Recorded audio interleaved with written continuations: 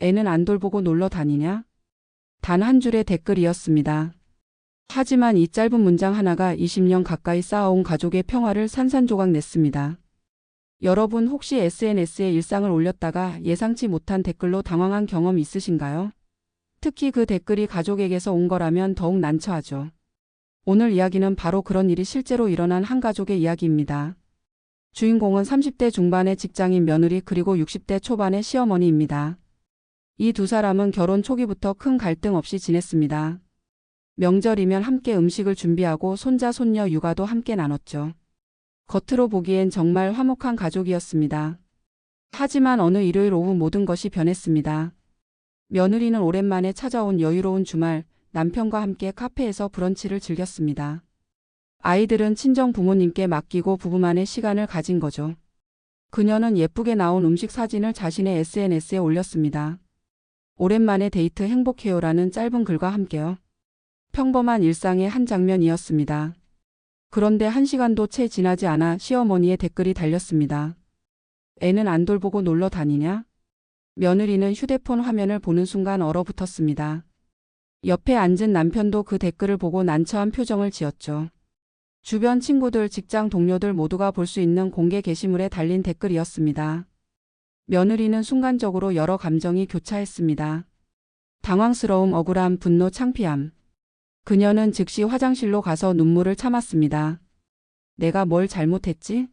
아이들은 안전하게 친정에 맡겼는데. 일주일 내내 회사 일에 육아에 지쳐서 겨우 반나절 쉬는 건데.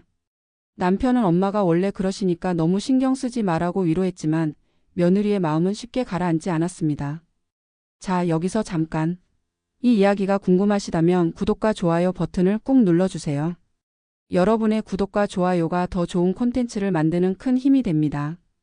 알림 설정까지 해두시면 새로운 이야기를 가장 먼저 만나보실 수 있어요. 그럼 본격적으로 이야기를 시작해 보겠습니다. 며느리는 결국 그날 저녁 고민 끝에 시어머니의 댓글에 답글을 남겼습니다. 저도 가끔은 쉴 시간이 필요해요. 아이들은 친정 부모님이 안전하게 돌봐주고 계세요. 이런 말씀은 개인 메시지로 해주시면 안 될까요? 최대한 예의를 갖춰 작성한 글이었습니다. 하지만 그 답글은 오히려 상황을 더 악화시켰습니다. 불과 10분 만에 시어머니의 재댓글이 달렸습니다. 요즘 며느리들은 애 키우는 것도 힘들다고 하네. 우리 때는 애 셋 키우면서도 시부모 모시고 집안일 다 했는데. 쉬고 싶으면 애를 낳지 말았어야지. 이 댓글은 순식간에 화제가 됐습니다. 며느리의 친구들이 먼저 반응했습니다. 이건 너무하신 것 같아요. 요즘이 어느 시대인데 이런 말씀을. 등에 댓글이 달리기 시작했죠. 반대로 시어머니의 지인들, 친척들도 가세했습니다. 요즘 젊은 사람들은 버릇이 없어 어른한테 대드는 게 말이 되냐 같은 댓글들이 이어졌습니다. 작은 불씨는 순식간에 큰 불길로 번졌습니다. SNS 게시물 하나가 가족 전체를 두 편으로 갈라놓은 겁니다. 며느리는 결국 그 게시물을 삭제했습니다. 하지만 이미 너무 많은 사람들이 봤고 캡처된 화면들은 가족 단톡방에까지 퍼졌습니다. 시댁 가족들은 며느리가 어른을 공개적으로 망신 주었다며 비난했고 친정 가족들은 시어머니가 먼저 며느리를 공개적으로 비난했다며 맞섰습니다. 그날 밤 남편의 휴대폰은 쉴 새 없이 울렸습니다. 친척들, 부모님, 형제, 자매들 모두가 자신의 의견을 전달하려 했습니다. 너희 엄마 좀 말려라. SNS에서 며느리 창피 주는 게 어디 있냐. 너희 와이프 버릇없는 거 아니냐. 시어머니한테 그렇게 대답하는 게 말이 되냐. 남편은 양쪽에서 쏟아지는 말들 사이에서 어찌할 바를 몰랐습니다. 그는 어머니께 전화를 걸었습니다. 엄마, 왜 그런 댓글을 다셨어요? 그냥 전화로 말씀하시면 되잖아요. 시어머니는 서운한 목소리로 대답했습니다. 나는 그냥 손주들 걱정돼서 한마디 한 건데 며느리가 나를 나쁜 사람으로 만들어버렸어. 내가 뭘 그렇게 잘못했다고. 요즘 젊은 사람들은 조금만 말해도 참지를 못하네. 한편 며느리는 친정 어머니에게 전화를 걸어 울먹이며 말했습니다. 엄마, 나 정말 열심히 살고 있는데. 일주일에 딱 한 번 반나절 쉬었을 뿐인데 왜 저렇게 말씀하시는 거야? 그것도 다른 사람들 다 보는 데서. 친정 어머니는 분노했습니다. 그게 무슨 시어머니가 할 말이야? 너 그 집 가서 얼마나 고생하는데. 당장 내일 내 아빠랑 찾아가서 따질 거야. 상황은 점점 더 복잡하게 꼬여갔습니다. 단순한 두 사람의 문제가 양가 가족 전체의 분쟁으로 번진 겁니다. 다음 날 아침 며느리는 회사에 출근했지만 일이 손에 잡히지 않았습니다. 밤새 잠도 제대로 못 잤고 SNS에 올라온 수십 개의 알림을 보며 스트레스를 받았습니다. 그녀는 결국 SNS 계정을 비공개로 전환하고 댓글 기능을 막아버렸습니다. 그날 저녁 남편은 조심스럽게 제안했습니다. 여보, 우리 엄마한테 직접 찾아가서 이야기해볼까? 이렇게 있으면 오해만 깊어질 것 같아. 며느리는 고개를 저었습니다. 지금은 싫어. 어머니 얼굴 보기도 싫어. 내가 뭘 잘못했다고. 집안 분위기는 냉랭해졌고 부부 사이에도 미묘한 긴장감이 감돌았습니다. 남편은 어머니 편도 아내 편도 들 수 없는 난처한 상황이었죠. 이 사건의 핵심은 단순히 한 줄의 댓글이 아닙니다. 그 속에는 두 세대 간의 근본적인 인식 차이가 숨어 있었습니다. 시어머니 세대에게 가족이란 무엇일까요? 그들에게 가족은 하나의 공동체입니다. 개인보다 집단이 우선이고 사적인 영역과 공적인 영역의 경계가 명확하지 않습니다. 가족이라면 서로의 일상에 관여하고 조언하고 때로는 간섭하는 것이 당연하다고 생각합니다. 시어머니는 실제로 아기가 없었을 수 있습니다. 그녀의 관점에서 보면 손주들이 걱정되어 한마디 한 것뿐이었죠. 애들은 누가 봐? 이런 질문은 그녀가 자식을 키울 때 항상 스스로에게 했던 질문이었습니다. 그 시대의 여성들은 자신을 위한 시간이란 개념 자체가 낯설었습니다. 육아와 가사, 시부모 봉양을 동시에 하면서도 힘들다는 말을 입 밖에 내지 않았죠. 그것이 어머니의 며느리의 당연한 역할이라고 배웠으니까요. 그래서 시어머니는 며느리가 자신을 위한 시간을 가지는 것을 이해하기 어려웠습니다.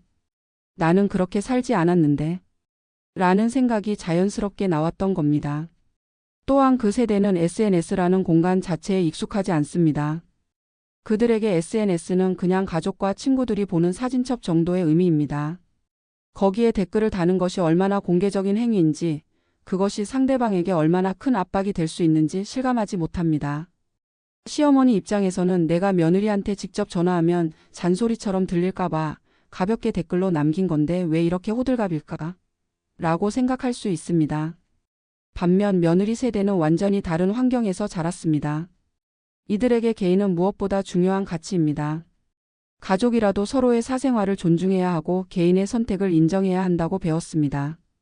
나는 나, 너는 너라는 경계가 분명합니다. 며느리는 평일 내내 직장에서 일하고 퇴근 후에는 아이들을 돌봅니다.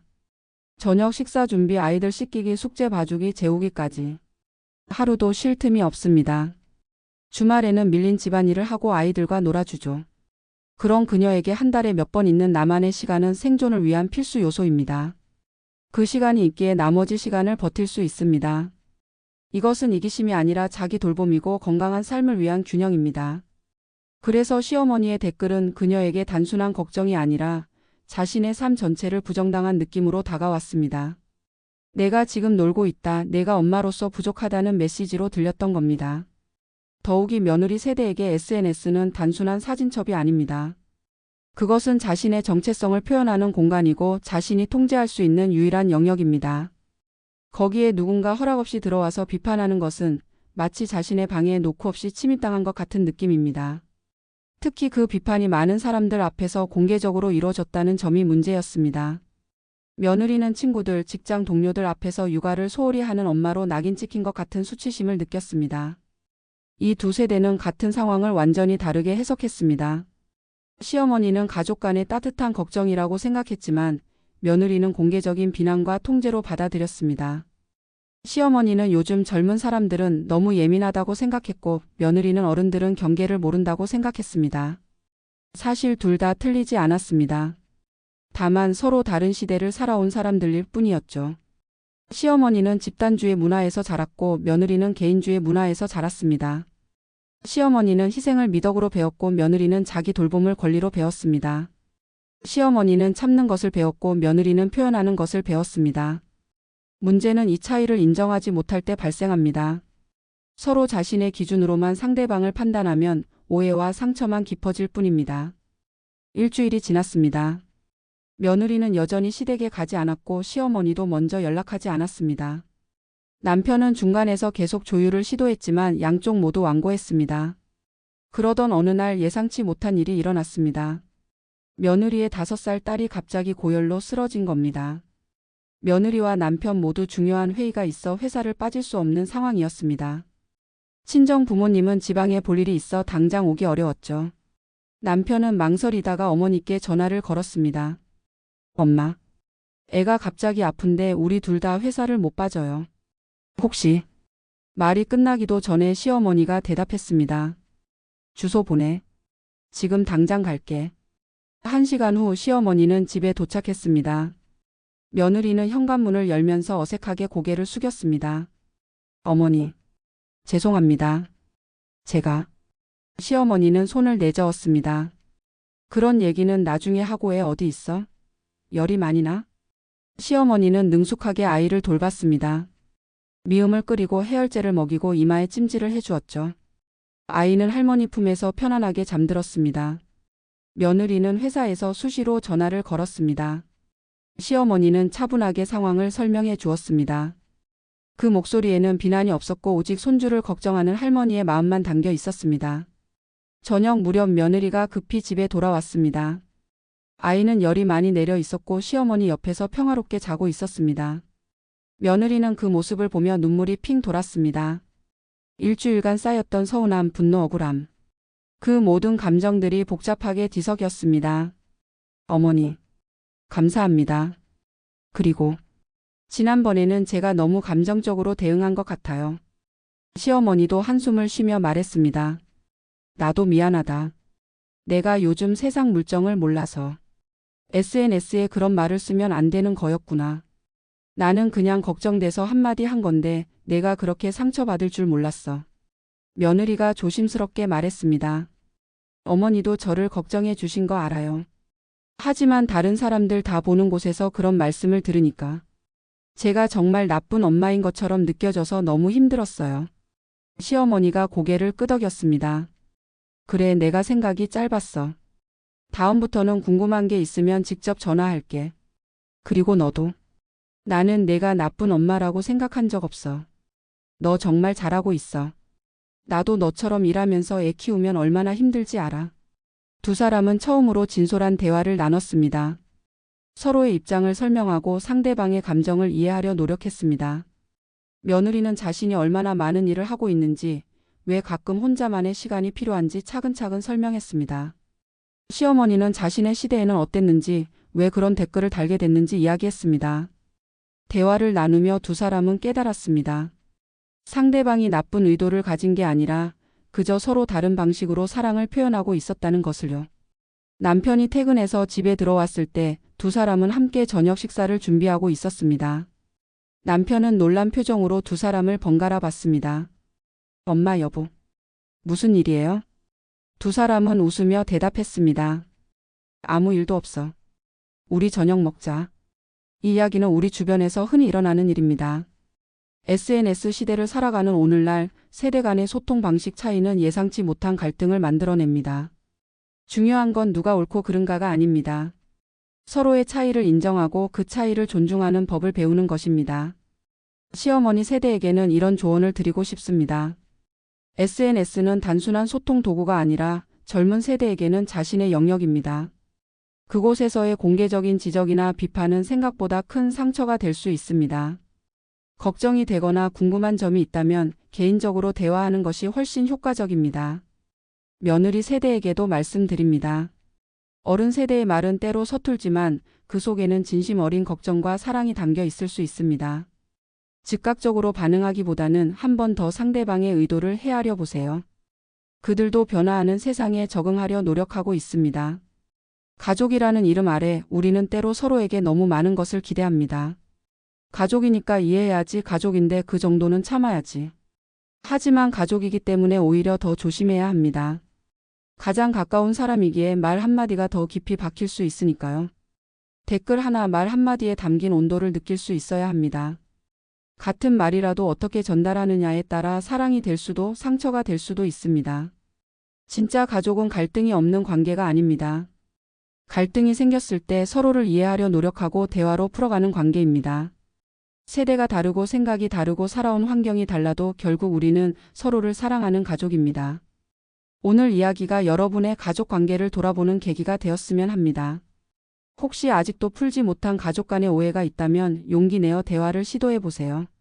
생각보다 간단하게 풀릴 수도 있습니다.